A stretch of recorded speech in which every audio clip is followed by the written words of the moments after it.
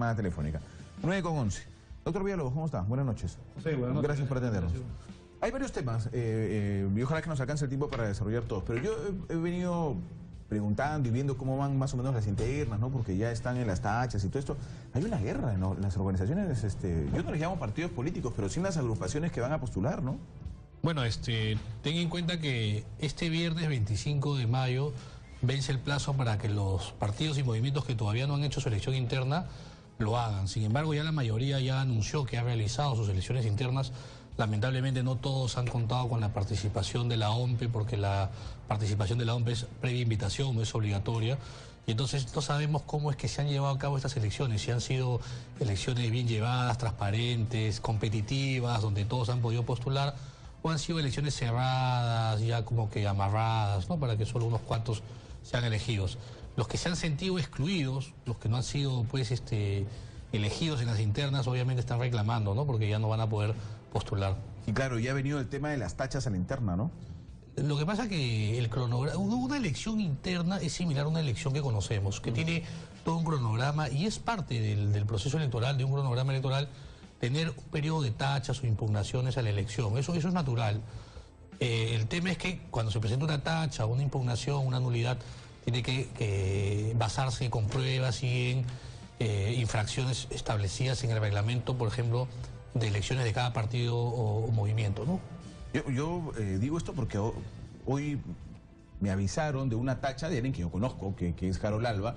Yo lo conozco porque es escritor, es poeta y tuve oportunidad de participar con él en RBC. Juntos por el Perú, ¿no? Sí, exacto, de Todos por el Perú. Todos por el Perú. ¿No es cierto? Y yo le digo, oye, cuéntame la verdad de tu vida, hermano, porque parece que no eres el Harold Alba que yo conocía, ¿no? Porque lo tachan a él por una serie de cosas, o buscan su tacha en todo caso, y entre ellas ponen que ha mentido señalando que es abogado. Bueno, sé que estudió Derecho, es abogado, periodista, ha mentido en los registros del Estado, determina la inexistencia de profesión alguna, ha tenido un proceso penal por delito de estafa en el 2007, ha tenido una serie de cosas. Y le digo, oye, Harold, por favor, ¿qué está pasando acá? Y él me responde, voy a utilizar sus respuestas, porque esto está pasando en la mayoría de organizaciones, ¿ah? Y el doctor Villalobos, que tiene más experiencia, me lo contará.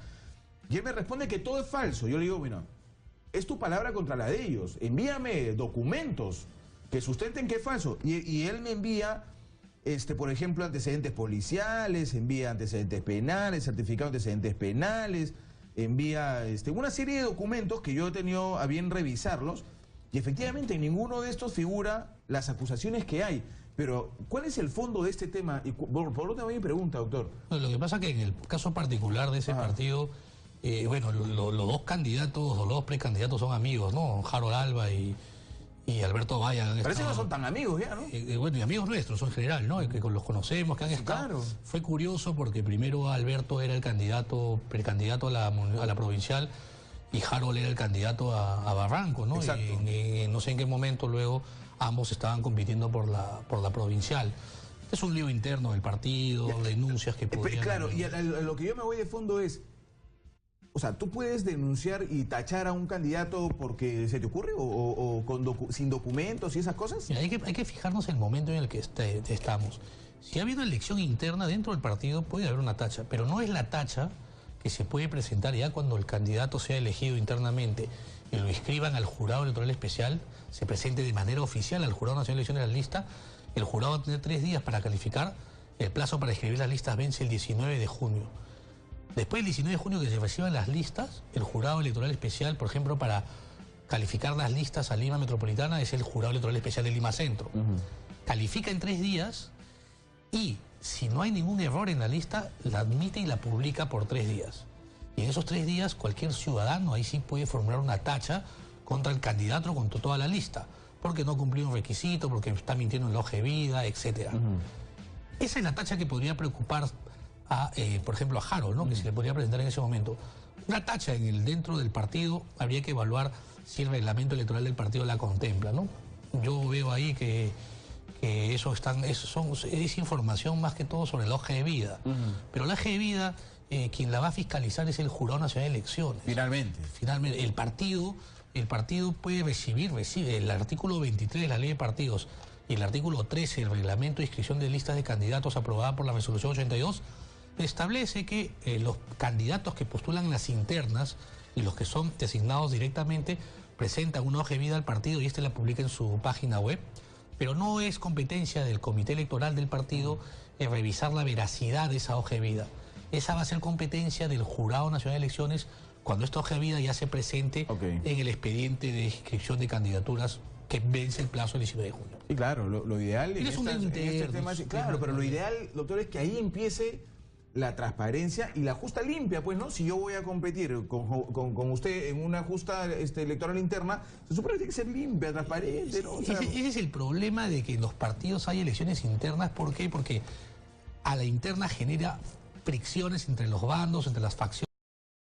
A la interna genera fricciones entre los bandos, entre las facciones que se crean. La idea es que luego de que se elija al candidato, estas rencillas se sanen y todos apoyen a su candidato porque finalmente todos van con un mismo color, con una misma bandera. Pasa en Estados Unidos, entre las internas también de los demócratas, entre demócratas, entre mismos republicanos, recuérdalo muy bien, es parte de la elección interna de los partidos, ¿no? Bueno, pues si quieren ser candidatos tienen que lucharla. El que se mete a política sabe que le van a escrutar todo y si no tiene pues una hoja de vida limpia, le va a salir las cosas. Y para eso están los documentos, pues, ¿no? Que es lo primero que se solicita. Fue lo primero que yo solicité. Oye, estas son las acusaciones, documentos. Sí, si uno lo muestra, no hay problema. Si alguien dice que ha estudiado, tiene un título profesional o de un grado bachiller, ahora tranquilamente cualquiera lo revisa en la página de SUNEDU y ven. Además que el Jurado Nacional de Elecciones, a través de una ley del Congreso, ha facilitado a todos los partidos y movimientos el acceso a la ventanilla única.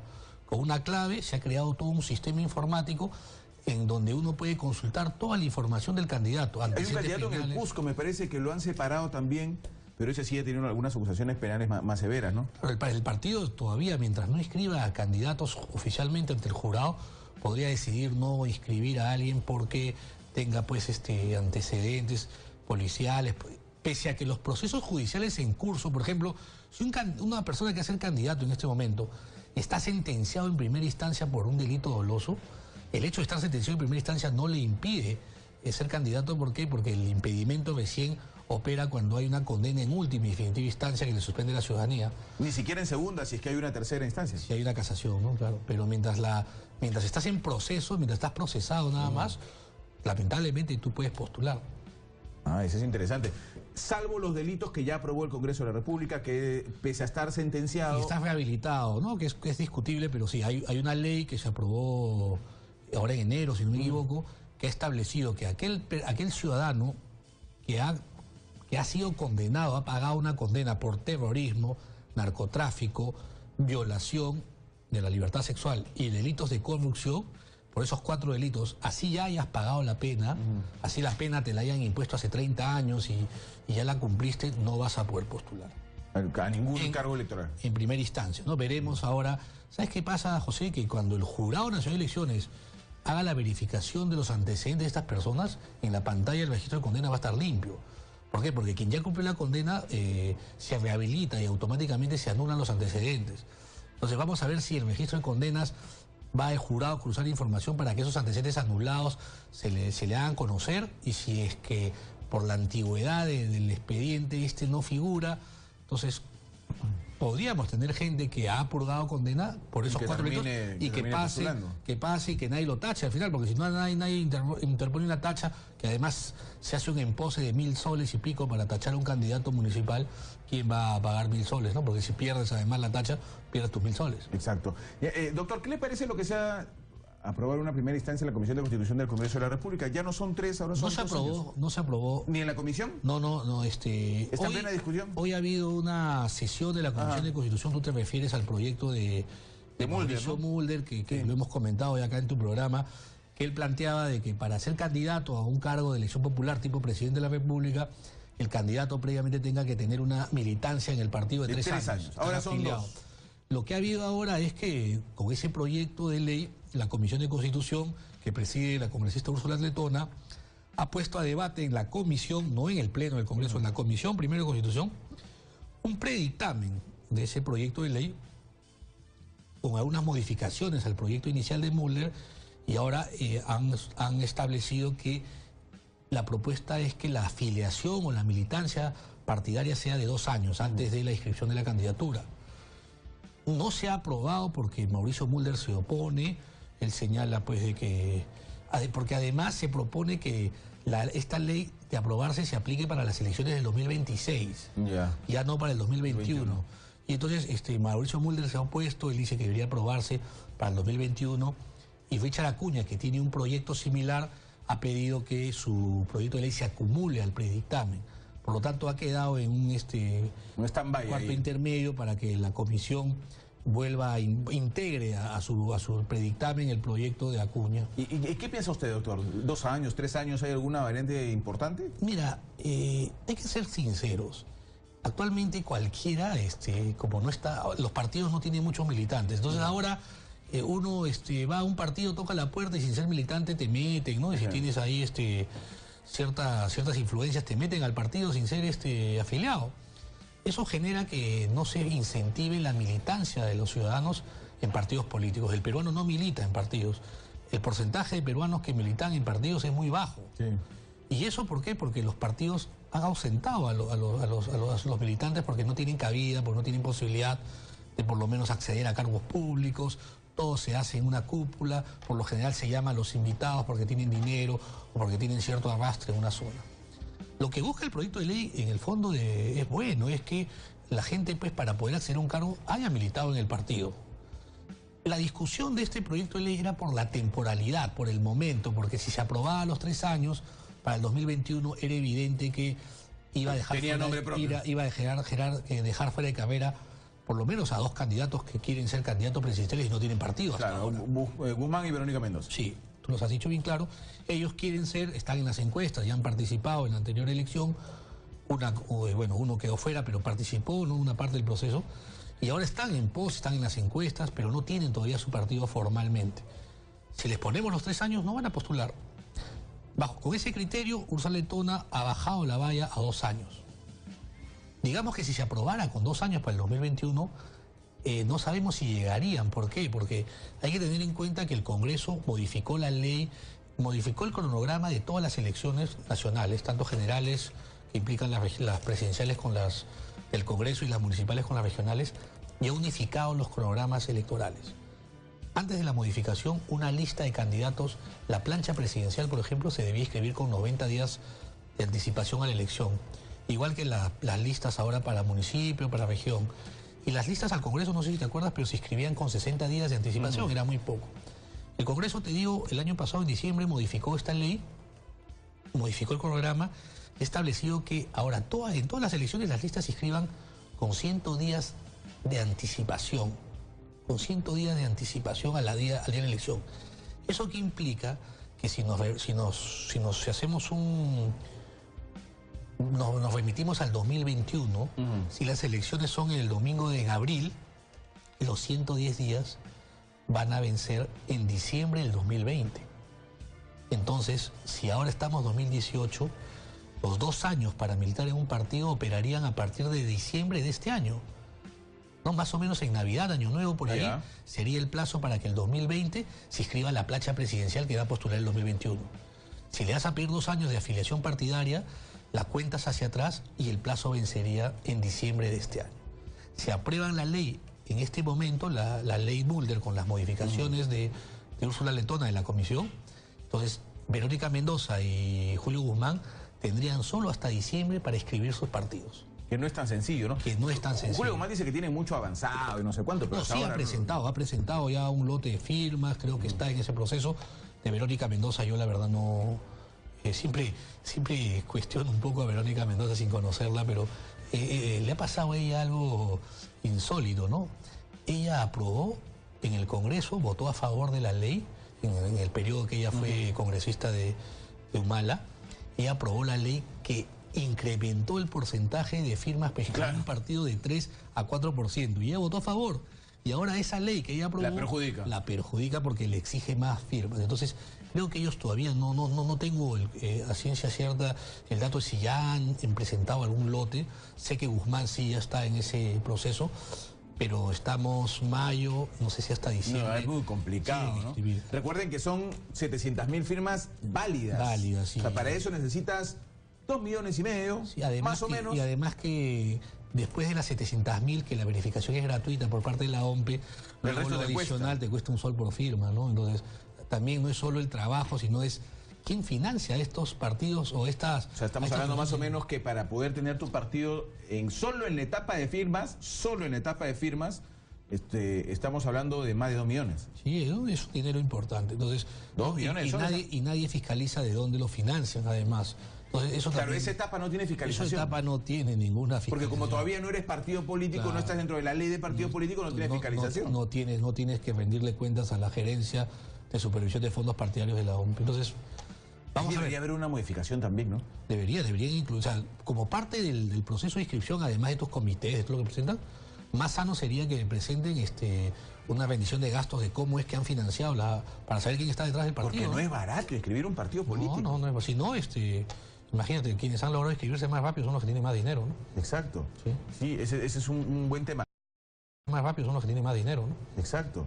Sí, ese es un buen tema. Ya, doctor, entonces pero para terminar la idea, hace bien Úrsula Letona al proponer que la ley se aplique para el 2026. Sí, pero según los cálculos igual termina dañando a 2 candidatos. No, el 2026. Para el 2026. El proyecto... Claro, pero si se aprueba según Mulder, por más que sean 2 años... tendrían los problemas los candidatos. Yo creo que lo lógico sería aplicar esta ley a partir del 2022 para las elecciones regionales y municipales. Que las próximas, ¿no?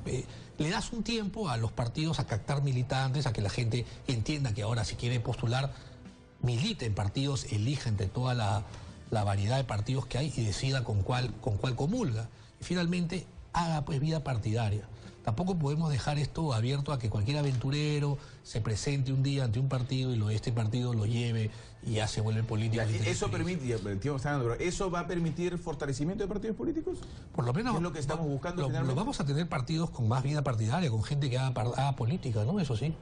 La idea de los partidos es que tengan cuadros, que formen a sus cuadros.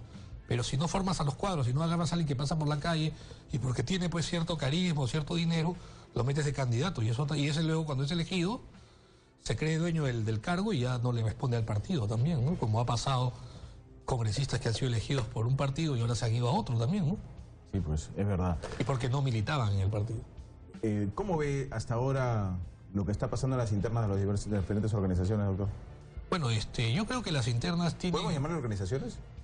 Bueno, tienen el membrete, ¿no?, de organizaciones políticas, ¿no? La ley, incluso la ley ya no se llama ley de partidos, sino se llama ley de organizaciones políticas.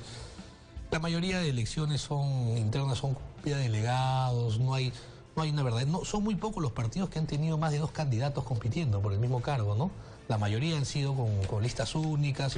Entonces, eso hace que la democracia interna en realidad pues sea solo un formalismo, ¿no?, que para cumplir con lo que establece la ley. Sí, justamente me escribe Harold Alba, de quien estábamos hablando hace unos instantes, y él me dice que fue el único precandidato. Bayac no llegó a inscribirse y que ganó la interna hace 3 semanas. Entonces no hay eso puede ser una denuncia lo que tú has recibido y como te digo, lo que sí podría ser objeto es una tacha, pero ya en el periodo cuando él se inscriba ante el jurado electoral especial. No hay que saludar su elección. No, yo no sabía que finalmente... Sí, bueno, acaba de informar el propio... Lo que pasa es que Alberto seguía difundiendo información como si también él fuera el candidato, ¿no? Y eso ha generado un poco de confusión en el tema. Pero bueno, si Harold ya está elegido, ya muy tarde para que alguien lo tache dentro de su partido, me imagino. Y él sabe que tiene que esperar que dentro ya del jurado podría alguien pues presentar una tacha, pero la tacha tiene que estar probada, tiene que tener pues una prueba, no es que yo tacho por tachar, ¿no? Es verdad. Doctor, muchas gracias. A ti, tenemos para rato con esto. Sí, porque hemos hablado de algunos datos interesantes. La gente está muy preocupada porque el 19 de junio vence el plazo para escribir las listas, pero hay muchos que van a ser candidatos que son funcionarios públicos, trabajadores del Estado, etcétera, son regidores, alcaldes, que tienen que o renunciar, en el caso de los alcaldes que postulaban a gobernador, que ya renunciaron el 7 de abril, pero además los que son trabajadores que tienen que pedir licencia 30 días antes de la elección. Si eres alcalde y vas a postular a consejero, tienes que pedir licencia 120 días. Yo les recomiendo bajarse el manual para candidatos, www.ipde.org.pe. A partir de la página 51 está todos los datos de quienes tienen que pedir licencia, con qué plazo. Porque si bien es cierto la licencia, por ejemplo, si es 30 días antes de la elección la que te tienen que conceder sin goce de haber, del 7 de septiembre al 7 de octubre, la tienes que pedir antes de que inscribas tu lista, antes del 19 de junio que inscribas la lista. Hay que estar atento. Hay que estar atento ¿no? a todos estos detalles que luego te pueden, sí, que te caiga una tacha y te saquen de cámara. Muy bien, doctor, le agradezco nuevamente. Muy amable, gracias de su parte. Señores, tengo que irme al corte, son las 9:31.